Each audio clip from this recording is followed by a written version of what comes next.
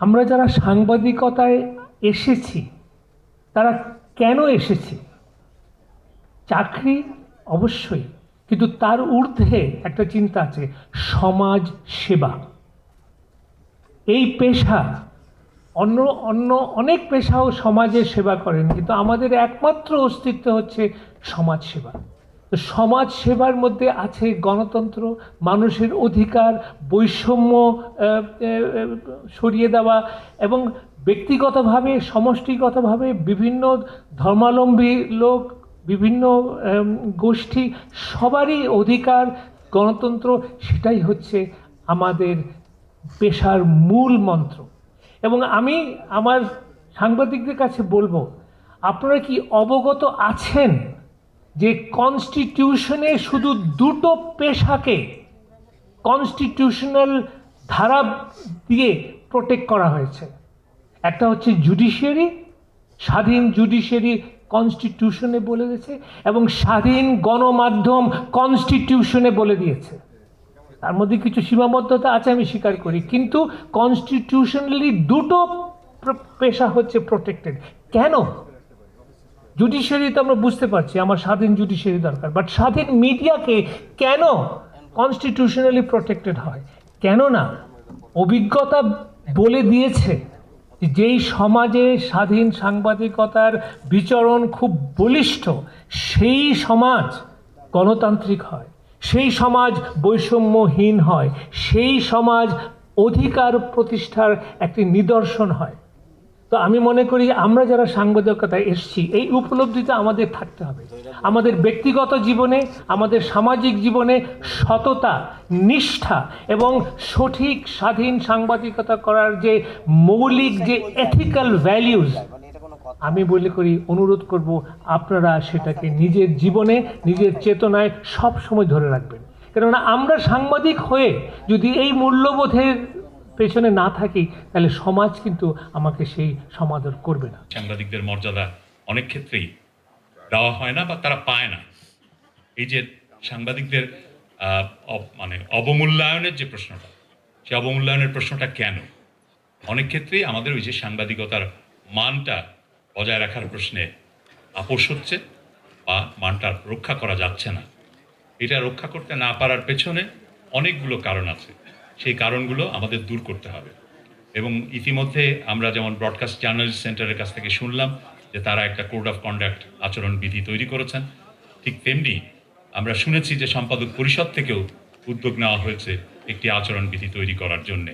এই শিল্পে এই ধরনের আচরণবিধি যদি যত দ্রুত সম্ভব আমরা নিয়ে আসতে পারি, অনুসরণ করতে পারি, প্রয়োগ করতে পারি, তত দ্রুত আমাদের এই সাংবাদিকতার মান আমরা বাড়াতে পারবো। এবং এই যে আমাদের সাংবাদিক পরিচয়ের যে অবমূল্যায়ন ঘটছে, সেই অবমাননা ঘটছে, সেটা বন্ধ করা সম্ভব হবে। কিন্তু মতিউর রহমান এবং মাহফুজ আলমকে বুঝতে হবে, যখন নয়া দিগন্ত এবং সংগ্রাম আক্রান্ত হয়েছিল, তখন তারা কোনো কথা বলেননি, আমি দেখিনি। আমার কাগজে যখন বন্ধ হয়ে গেল, মৌচিল বন্ধ হয়ে গেল, আমিও তাদের পাশে পাইনি। আজকে তারা চাচ্ছেন, এবং আপনারা সবাই চাচ্ছেন, যে সব সাংবাদিক যেন ঐক্যবদ্ধ হই।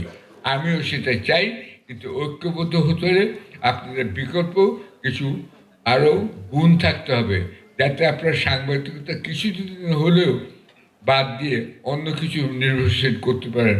কেন মাসের শেষে টাকাটাই হচ্ছে প্রধান কথা। আপনার সাংসারিক খরচ, ছেলেমেয়েদের স্কুল খরচ, আপনার পারিবারিক খরচ মেটাতেই হবে। এই টাকা যাতে নিশ্চিত হতে পারেন, দয়া করে আপনারা চিন্তা করুন। দলীয় নিয়ন্ত্রণ থেকে এই গণমাধ্যমকে বের করে নিয়ে আসার জন্য তৎপরতা চালাতে হবে, তা না। কিন্তু একই সঙ্গে ইতিহাস সচেতনতা, রাজনীতি সচেতনতা অত্যন্ত গুরুত্বপূর্ণ ব্যাপার। ধরুন, ঐক্যেরও তো কতগুলি ভিত্তি লাগে।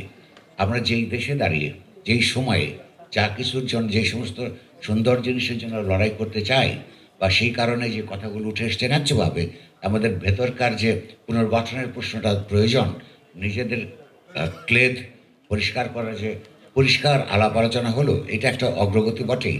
নিশ্চয়ই আমরা এই বিষয়ে আমরা ভবিষ্যতে আপনাদের সঙ্গে আরও কী কী করা যেতে পারে, সেগুলোর জন্য আমরা আরও সমাবেশ আরও ধরনের ঢাকার বাইরে এগুলো করবার আমাদের পরিকল্পনা আছে। কোড অফ কন্ডাক্টস নিয়ে আমরা কাজ করছি, সেটা কতটা সর্বব্যাপী হতে পারে। আমরা প্রথমত আমাদের মেম্বার্স সংগঠন যেগুলো আছে তাদের জন্য করছি, দরকার হলে যদি অন্যরা এটা পছন্দ করেন বা আমরা একদিক থেকে সেটাও আমরা তাদের সঙ্গে শেয়ার করব, এগুলো নিয়ে আমাদের কোনো সমস্যা নেই। মুহূর্তে এ ধরনের গণমাধ্যমের উপর হামলা একটা গণতন্ত্রের উপরে হামলার শিকার।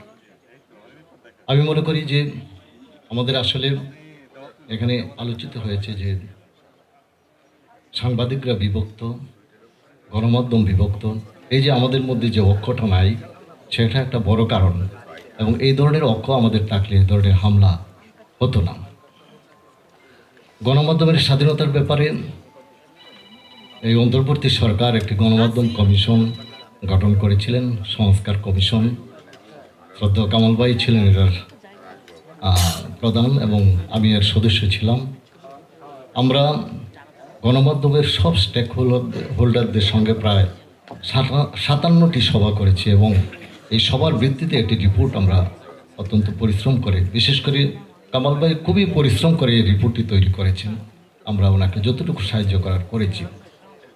এই পূর্ণাঙ্গ একটি রিপোর্ট ছিল এবং এটি আমরা খুব আশা করে তত্ত্বাবধায়ক সরকারের প্রধান উপদেষ্টা ডক্টর মোহাম্মদ ইউনূস তার কাছে হস্তান্তর করেছিলাম। কিন্তু এই রিপোর্টটি আর প্রকাশিত হয়নি এবং এর কোনো পরামর্শ বা সুপারিশ এখন পর্যন্ত গ্রহণ করা হয়নি। আমরা যতটুকু জেনেছি যে তথ্য মন্ত্রণালয় প্রধান বাধা হয়ে দাঁড়িয়েছে এই রিপোর্টটির, এবং তারা প্রকাশ্যে অনেকটা বলেছেন যে এই রিপোর্টটি যদি অনুমোদন করা হয় বা অনুমোদন করলে এবং এই রিপোর্টটি সরকার যদি বাস্তবায়ন করে তাহলে তথ্য মন্ত্রণালয়ের কোনো ক্ষমতা থাকবে না। তো এই ক্ষমতা না থাকার জন্যই তারা রিপোর্টটি বন্ধ করে রেখেছেন। অনেক অফিস আক্রমণ করা হয়েছে, সম্পাদকদেরকে গ্রেপ্তার করা হয়েছে।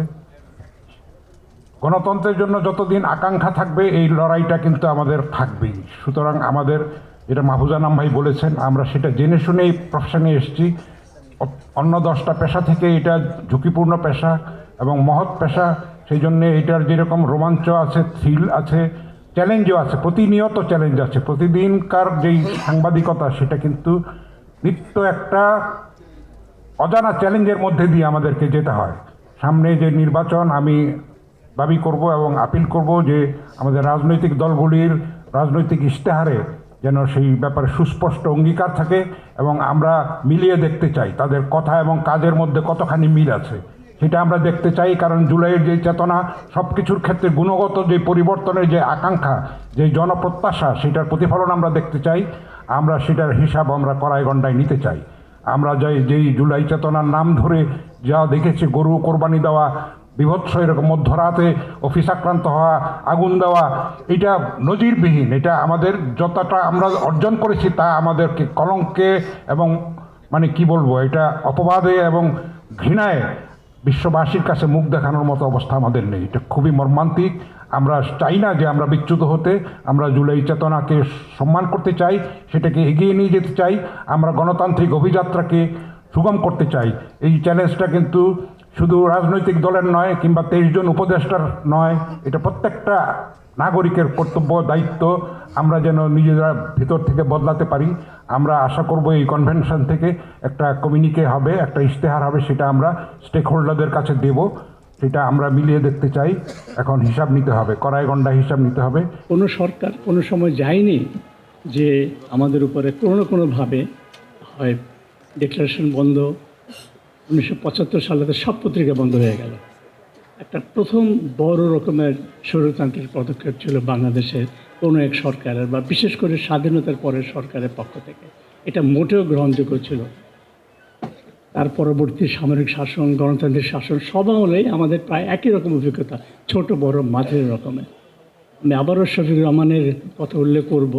তার প্রতি যে ধরনের নির্যাতন, যে ধরনের দণ্ড বা কারাগারে থাকার অভিজ্ঞতা হয়েছে, এবং তিনি আমাকে বারবারই মেসেজ পাঠিয়েছিলেন, মতিকে যেন গ্রেফতার হতে না হয়, এটা ওকে সাবধান করো, প্রয়োজনে দেশ থেকে বেরিয়ে যেতে বলো।